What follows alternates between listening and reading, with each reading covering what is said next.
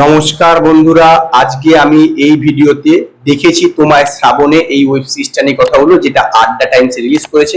এতে আছে নেহা আমনদীপ এবং সৌম্য মুখার্জি। তো এই আড্ডা টাইমস না, আমার মনে হচ্ছে যে তারা ইয়ং জেনারেশনকে টার্গেট করেছে, এবং সেই কারণে দেখবেন এর আগেও এরকম টাইপের একটা ওয়েব সিরিজ করেছিল, প্রেমে পড়া বারণী, পয়লা বৈশাখের সময়, যেটা আমি রিভিউ করেছিলাম, আমার চ্যানেল দেখে নিতে পারে।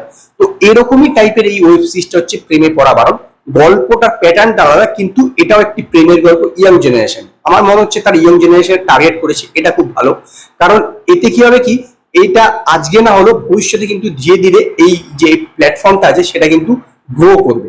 তো এই ওয়েব সিরিজটা মূলত দেখানো হয়েছে যে এরকম একটি ছেলে, যে তার বাবা হচ্ছে বড় একজন প্রমোটার।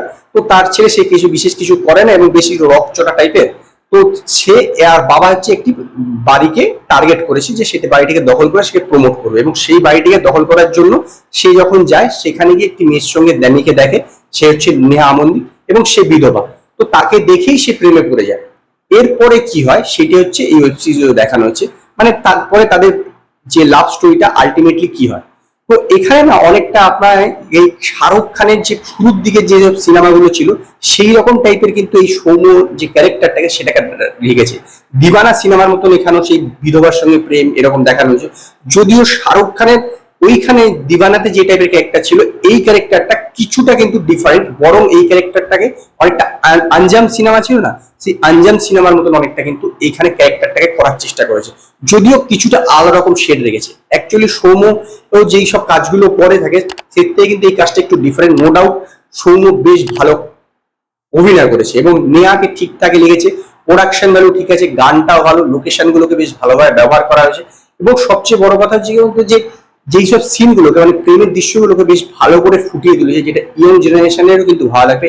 এবং শুধু তাই নয়, যেভাবে এটাকে দেখানো হয়েছে যে দুজনের আলাদা আলাদা রকমের দুটো ডিফারেন্ট ক্যারেক্টার যেভাবে এসে ম্যাচ মানে ক্ল্যাশ করছে, এবং একে অপরকে কিভাবে এই মানে দেখা করছে, বা সরি মানে তারা কিভাবে একে অপরের সঙ্গে ক্ল্যাশ করছে, এবং তার পাশাপাশি যে একজন একজনকে পছন্দ করছেন এবং পছন্দ না করার ফলে তার প্রেমটা কিভাবে বেরিয়ে যাচ্ছে, সমস্ত কিছু বেশ কিছু না কিছু টুইস্ট এন্ড টার্ন রেখেছে। বহু সিনেমার সঙ্গে হয়তো আপনার মিল খুঁজে পেতে পারেন, কিন্তু তথাপি কিন্তু এটা দেখতে বেশ ভালো লাগবে।